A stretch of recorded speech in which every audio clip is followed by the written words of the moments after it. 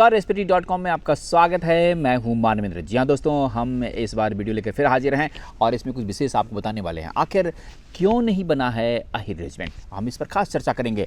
और इस पर खास चर्चा करने के लिए हमारे पास MBBS प्रैक्टिशनर, जी हाँ, हमारे साथ हैं डॉक्टर ईश्वर सिंह यादव। सर, आपका बहुत बहुत स्वागत है। धन्यवाद। जिस प्रकार से आप संघर्ष कर रहे हैं, लेकिन हम ये जानना चाहेंगे आखिर क्यों नहीं बना अहिर रेजिमेंट जो है। अहिर रेजिमेंट का नहीं बनना एक ऐतिहासिक घटना है जी। एक ऐतिहासिक घटना है। ओके। सबसे पहले तो 1857 में अहिरों ने एक बहुत बड़ा रोल प्ले करा। जैसे राव तुलाराम थे, राव बालकिशन थे जी। और दूसरा सूबेदार भोंदू सिंह यादव थे। बाद में फिर अंग्रेज़ों के खिलाफ चोरा चोरी की जो घटना हुई जी, उसमें भी अहिरों को बड़ा रोल था जी। उधर बिहार में जो कंवर सिंह जी की फ़ौज के साथ अहिर लड़े, उनका भी एक बड़ा रोल था। ओके। तो अंग्रेज़ों की नज़रों में ये रहा कि ये लोग हमारे वफादार नहीं हैं। अच्छा। और उनके नज़रिए से शायद उनका मानना ठीक भी होगा। हाँ। इसमें हमें कोई वो नहीं। फिर भी हमारे लोग जब भी मौका मिला इतनी भारी तादाद में फ़ौज में भर्ती हुए जी। कि अंग्रेज़ों को मजबूरन अहिरों के लिए जगह भी खोलनी पड़ी और एक कुछ स्थान भी देना पड़ा। जी जी।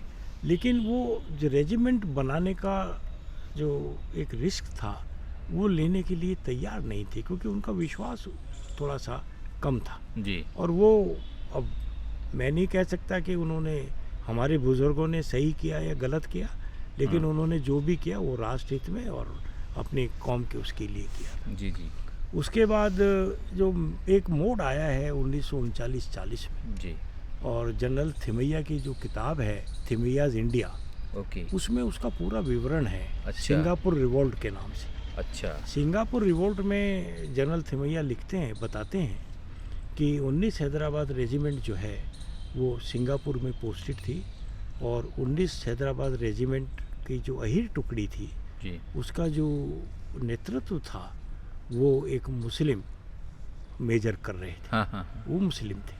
हाँ। और वो जो मुस्लिम मेजर थे वो अंग्रेज़ों के अंदर से कहीं ना कहीं खिलाफ थे। ओके। वो जो मुस्लिम मेजर थे वो एक जर्मन लेडी थी, उसके संपर्क में आए। उस समय सेकंड वर्ल्ड वार का सा माहौल होने वाला था और अंग्रेज़ों की और जर्मनों की आपस में बहुत लग रही थी जी। और दुश्मनी थी। तो वो जो जर्मन लेडी थी उस मेजर के साथ जंगल ट्रेनिंग जो चल रही थी, अहिरों की जंगल ट्रेनिंग पे गए हुए थे, तो वहाँ चली गई थी जी। उस बात का अंग्रेज़ों के जो जासूस विभाग था उसको पता पड़ गया जी। उन्होंने जो मेजर थे, मुस्लिम मेजर थे जी। उनका जो है वहाँ से तबादला कर दिया और उनको जो है कहीं खुड्डे लाइन पोस्टिंग कर दी। जी। उस मेजर जो मुस्लिम मेजर थे उसने कुछ दिन पहले अहिर सिपाहियों से उस जर्मन लेडी का हाथ भी मिलवाया था कि देखो इनसे मिलो हाथ, इनसे, ये जर्मनी की मैम साहब है, क्या तुमने कभी किसी ब्रिटिश लेडी से हाथ मिलाया? तो अहिर सिपाहियों ने कहा नहीं। तो बोले आप इनसे मिलो। तो ये बात ऊपर तक कहीं चली गई, उन्होंने उसको वहाँ से हटा दिया। उसके बाद वो जो मेजर था उसने अहिरों को कहा कि भाई मेरी अब बदली हो गई है, तुम थोड़ा प्रोटेस्ट करो। तो अहिर ट्रूप्स ने उस मेजर के उसके ऊपर जो है अंग्रेज़ों के खिलाफ बगावत कर दी। ओके। और उस समय जो अहिर ट्रूप्स का जो वो मतलब जो रेजिमेंट थी उसके जो कर्नल थे वो कर्नल हफंडन थे। कर्नल हफंडन जी। तो वो विद्रोह बड़ा हुआ। अहिरों ने क्या करा कि कोत के ताला लगा दिया, जो आर्मरी होती है उसके ताला लगा दिया, और रात को कोत ड्यूटी पे नहीं गए। जब कोत ड्यूटी पे नहीं गए तो हंगामा मच गया। तो दूसरे दिन जो है वो सब सड़कों पे आ गए, उन्होंने रोटी खाने से मना कर दिया और सब अपनी बैरिक्स में चले गए। तो दूसरा हिस्सा उसमें 33% जाटों का था। जी।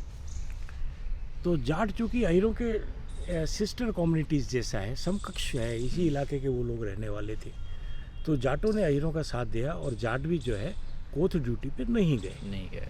तो उससे अंग्रेज़ों में बड़ा वो हुआ, और जो गैरिसन कमांडर था उसने स्कॉटिश ट्रुप्स को इस विद्रोह को दबाने के लिए स्पेशली फ्लाई डाउन करके वहाँ भेजा। ओके। फिर जो कुमाऊनीज थे, यहाँ इतिहास टर्न लेता है। कुमाऊनीज ने अहीरों का साथ नहीं दिया। ओहो। कुमाऊनीज अंग्रेजों के साथ गए, उन्होंने कोर्ट ड्यूटी भी करी और सारा जो है उन्होंने सारा काम संभाल लिया। जी। इससे अंग्रेजों को बड़ी प्रॉब्लम हुई और जो कर्नल हफंडन थे उनको अंग्रेजों ने असक्षम अधिकारी, अच्छा। Inability to lead by example okay. और inability to enforce discipline in the troops के आरोप में उनको जो है आर्मी हेडक्वार्टर में भेज दिया, दिल्ली। वो दिल्ली आ गए। हाँ। और यहाँ देखिए आप, ये एक कुदरत की बात है, वो यहाँ आके उनको जो महकमा मिला वो मिला आर्मी रीऑर्गेनाइजेशन। ओके। क्या मिला? रीऑर्गेनाइज- आर्मी रीऑर्गेनाइजेशन के वो इंचार्ज बन गए। अच्छा। लेकिन उधर दूसरी बात हुई सिंगापुर में कि एक पहले मेजर थमैया थे उस समय, और जब वो कैप्टन थे तो अही ट्रूप्स को वो लीड कर रहे थे और उन्होंने अहीरों के बारे में बहुत अच्छी अच्छी चीज़ें लिखी कि उन्होंने कभी ऐसे सोल्जरिंग ट्राइब नहीं देखी। अहीर लंबे होते हैं तो सरिये के तार की तरह मजबूत होते हैं, वो 40 से 50 किलोमीटर केवल एक बोतल पानी और 2 सूखी चपाती और 1 प्याज के साथ कर सकते हैं। अरे क्या बात। 40 किलो, उनकी ये लिखा हुआ है सब उसके अंदर। और he was impressed with them. और वो जैसे ही वो अही ट्रुप, पहली पोस्टिंग उनकी अही ट्रुप्स के साथ थी, तो मेजर थिमैया भी वहीं थे, तो उनको बड़ा दुख हुआ कि मेरे अही सोल्जर्स के साथ अब प्रॉब्लम होने वाली है। तो उन्होंने उनसे बात की, 2-3 राउंड की बात चली, तो मेजर थिमैया ने उनको समझाया कि देखो तुम हज़ारों किलोमीटर दूर बैठे हो, तुम रेवाड़ी के रहने वाले हो, मैं तुम्हारे गांव में भी गया हूँ और तुम उस रेगिस्तान के रहने वाले हो जहाँ रोटी का भी प्रबंध बड़ा मुश्किल से होता है, और तुम जो है मेरे पे विश्वास करो, मैं तुम्हारी इज्जत पे बट्टा नहीं आने दूंगा जी। और तुम मेरे कहने से हड़ताल, अपनी जो विद्रोह है इसको वापस ले लो। और उससे पहले जो मेजर थमैया थे वो हमारे पूरे अहीरवाल का ऊँट पे बैठ के दौरा भी करके गए थे। अच्छा। हाँ, he was so fond of Ahir soldiers. हाँ। तो फिर अहीरों ने आखिरकार उनकी बात मानी। अहीर, हमारे यहाँ हुक्के का प्रचलन ज़्यादा था, तो जो अहीर सिपाही थे वो हुक्का पी रहे थे, तो मेजर थमैया ने भी उनके साथ हुक्का पिया, गड़गड़ाहट करी क्या, और बड़े खुश हुए। तो अहीरों ने कहा ठीक है साहब। फिर दूसरे दिन सब जो है पीटी परेड में शामिल हुए और मेजर थमैया ने जो गैरिसन कमांडर थे उनसे ये अश्योरेंस लिया जी। कि अहीर ट्रूप्स के खिलाफ कुछ नहीं होगा। जनरल थिमैया ने ये भी कहा उनको कि देखो तुम इतनी दूर बैठे, तुम्हें यहाँ सबको फांसी हो जाएगी, स्कॉटिश ट्रूप्स आ चुके, तुम निहत्थे हो, तुम्हें ये लोग घेर के मार देंगे, मरने से, बेकार मरने से क्या फ़ायदा है, क्या, क्यों मतलब मरना चाहते हो, जी जी। क्या। तो वो बात समझ में आई, वो रिकन्साइलेशन हो गया और उसके बाद 1945 में तीसरा आर्मी रीऑर्गेनाइजेशन होता है। अच्छा। देखिए यहाँ भाग्य बड़ा काम आता है। हाँ। तो कुमाऊनियों को तो इनाम देना था, हैदराबाद रेजिमेंट यहाँ तोड़ दी जाती है, हैदराबाद रेजिमेंट यहाँ टूट जाती है जी। और हैदराबाद रेजिमेंट में जो जाट थे उनको जाट रेजिमेंट में भेज दिया जाता है, जो कुमाऊनी थे उनको जाटों की भी स्ट्रेंथ दे दी जाती है 25% और 25% जो अदर्स की थी वो भी दे दी।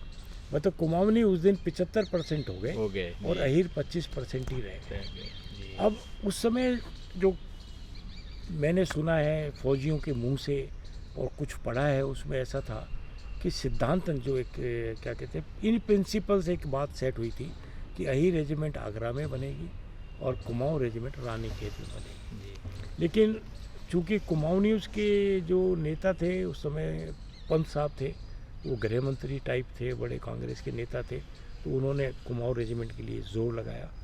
अहीरों में ऐसा कोई सक्षम नेता नहीं था। दूसरा जो कर्नल हफंडन थे, वो कर्नल हफंडन आर्मी रीऑर्गेनाइजेशन के इंचार्ज बन गए। जी जी। तो कर्नल हफंडन ने कहा कि भाई अहीरों की वजह से मेरा कैरियर ख़राब हो गया, मुझे बहुत ऊपर जाना, तो इनकी रेजिमेंट नहीं बननी चाहिए। तो उस ऐतिहासिक भूल कह दो, गलती कह दो, अब आप कुछ भी उसको नाम दे सकते हैं, उसकी वजह से अहीर रेजिमेंट 1945 में नहीं बनी जी। और अहीरों का हिस्सा आज भी 25% ही है जी। और कुमाऊनी आज भी 75% है।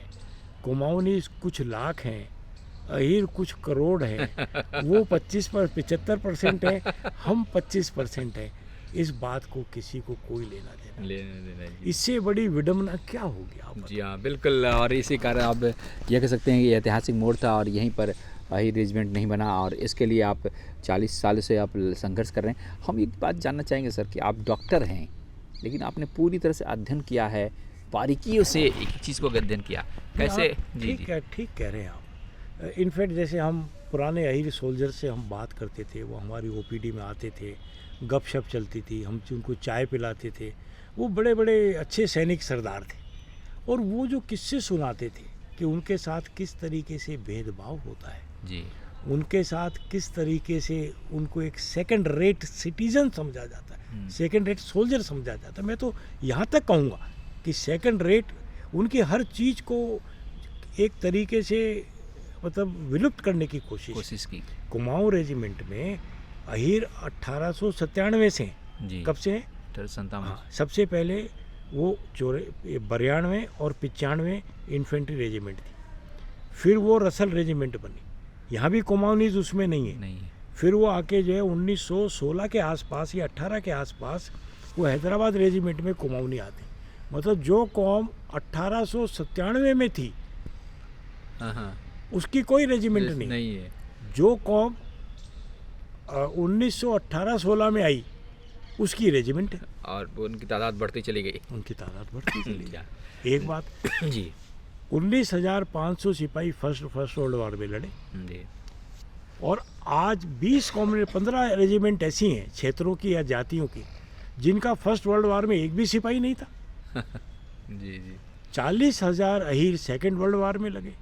मेरे ख्याल 10 से 12 रेजिमेंट ऐसी हैं जिनका सेकेंड वर्ल्ड वार में या तो अहीरों से कम नफरी थी या एक भी नफरी नहीं थी। जी हाँ। और इससे बड़ा जुल्म और इससे बड़ा इतिहास का जो है मतलब नुकसान किसका हो सकता है? जी हाँ बिल्कुल, आपने पूरी तरह अच्छे तरह समझा दिया। बहुत बहुत शुक्रिया, बहुत बहुत धन्यवाद। जी हाँ दोस्तों, तो आपने जाना किस प्रकार से कि अहिर रेजिमेंट क्यों नहीं बना, क्या ऐतिहासिक भूल हुई है और क्या जो छूट हुई है, और किस तरह से पूरी तरह से ये कह सकते हैं कि जिसके कारण आज भी अहिर रेजिमेंट पीछे रह गया है। जी हाँ दोस्तों, अगले वीडियो में, इस वीडियो में इतना ही, अगले वीडियो में और कुछ हम आपको बताने वाले हैं और राजनेता के बारे में भी बताएंगे, लेकिन और भी कई इंटरेस्टिंग कहानी अभी आपको मिलेगा। बने रहिएगा SPD.com के साथ। कैमरा पर्सन हेमेंद्र के साथ मानवेंद्र, नमस्कार।